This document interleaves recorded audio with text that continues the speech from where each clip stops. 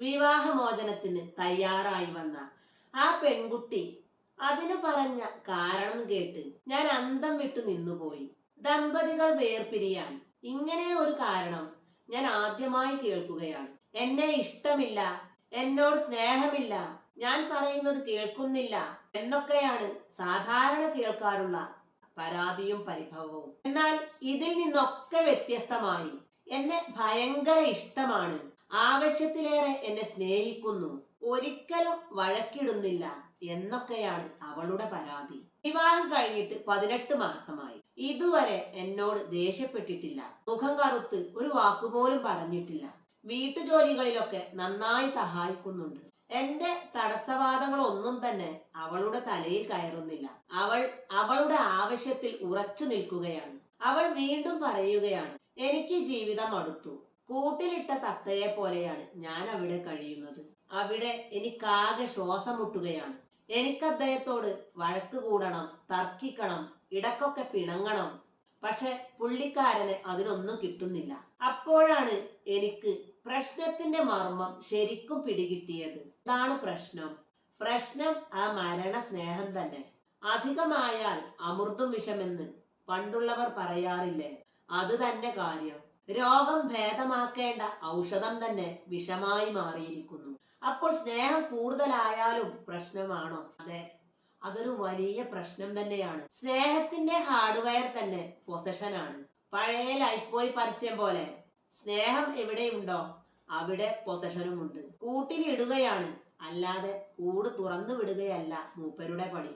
എല്ലാം തനിക്ക് മാത്രം, തന്റെ സ്വന്തം എന്നാണ് അതിന്റെ മുദ്രാവാക്യം. എന്നാൽ അത് ആത്മാർത്ഥ സ്നേഹമായി നാം തെറ്റിദ്ധരിക്കുന്നു. തിരിയാനും അറിയാനും സമ്മതിക്കാതെയുള്ള ഒരു തരം വരിഞ്ഞു മുറുക്കൽ. പുരാണത്തിലെ ധൃതരാഷ്ട്രാലിംഗനം പോലെ.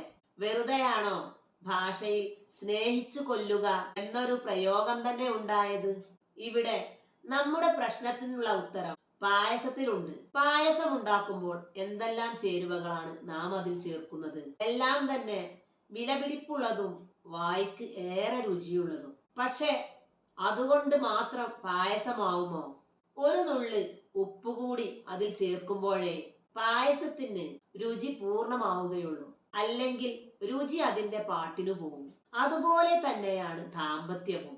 ദാമ്പത്യത്തിന് നല്ല രുചി ഉണ്ടാവണമെങ്കിൽ സ്നേഹം എന്ന ശർക്കര മാത്രം പോരാ, പിണക്കം എന്ന ഉപ്പുകൂടി വേണം. അതാണ് മഹാകവി ഇടശ്ശേരി പറഞ്ഞ ജീവിത പലഹാരം. പുഞ്ചിരി പഞ്ചാരയും കണ്ണീരുപ്പും ചേരുംപടി ചേർത്തുണ്ടാക്കിയത്. ഇവിടെയുള്ള പ്രശ്നവും അതുതന്നെ. സ്നേഹമാകുന്ന പായസത്തിൽ സ്വാതന്ത്ര്യം എന്ന ഒരു നുള്ളു ഉപ്പ് ചേർക്കാൻ ഭർത്താവ് മറന്നുപോയി. ആ ഒരു നുള്ളു ഉപ്പിനാണ് ഭാര്യ കൊതിക്കുന്നതും കാത്തിരിക്കുന്നതും. ഇടക്കൊന്ന് പിണങ്ങാനും വല്ലപ്പോഴും തല്ലുകൂടാനുമുള്ളതാണ് ആ സ്വാതന്ത്ര്യം. അപ്പോൾ സ്നേഹത്തിലും വലുതാണോ സ്വാതന്ത്ര്യം? ഭാര്യ ഭർത്താക്കന്മാർ തമ്മിൽ കാവലും കരുതലും വേണ്ടേ? അതിനു മുകളിലാണോ ഒരാളുടെ വ്യക്തിത്വം? ഇതിനുള്ള ഉത്തരം മഹാകവി വള്ളത്തോൾ പണ്ടേ പറഞ്ഞു വെച്ചിട്ടുണ്ട്. ബന്ധുര കാഞ്ചന കൂട്ടിലാണെങ്കിലും ബന്ധനം ബന്ധനം തന്നെ പാരിൽ. ഇത് കൂട്ടിലിട്ട കിളികൾക്ക് മാത്രം ബാധകമല്ല. കൂടില്ലാത്ത കൂട്ടിൽ കഴിയുന്ന ദമ്പതികളെന്ന കാണാ കിളികൾക്കും നല്ലപോലെ ചേരും. ഭാര്യ ഭർത്താക്കന്മാർ ഇനിയെങ്കിലും മനസ്സിലാക്കേണ്ട ഒരു കാര്യമുണ്ട്. സത്യത്തിൽ ഇണക്കത്തിന്റെ മറുവാക്കാണ് പിണക്കം. ഇണക്കത്തിന്റെ സുഖം അറിയണമെങ്കിൽ ഒന്ന് പിണങ്ങുക തന്നെ വേണം. പിണങ്ങിക്കഴിഞ്ഞിട്ടുള്ള ആ ഇണക്കമുണ്ടല്ലോ, ദാമ്പത്യ ജീവിതത്തിലെ ഏറ്റവും മനോഹരങ്ങളായ നിമിഷങ്ങളാണവ.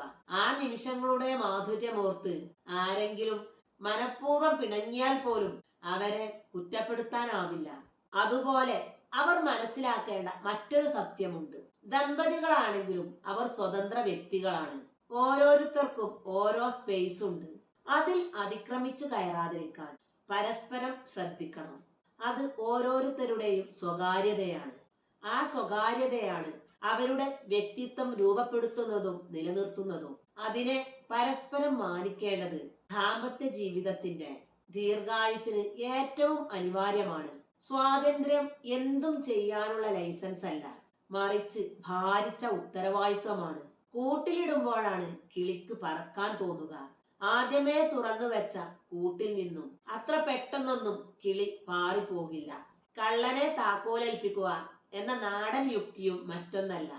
ഇരുമെയ്യാണെങ്കിലും നമ്മൾ ഒറ്റ കരളല്ലേ, നീ എന്റെ ജീവനല്ലേ എന്ന ചങ്ങമ്പുഴയുടെ വരികൾ ഒന്ന് തിരുത്തിയാൽ പുതിയ കാലത്തെ ദാമ്പത്യ ജീവിതത്തിന്റെ പാസ്വേഡായി. ഇരുമെയ്യാണെങ്കിലും ഇരു കരളാണെങ്കിലും നീ എന്റെ ജീവനല്ലേ.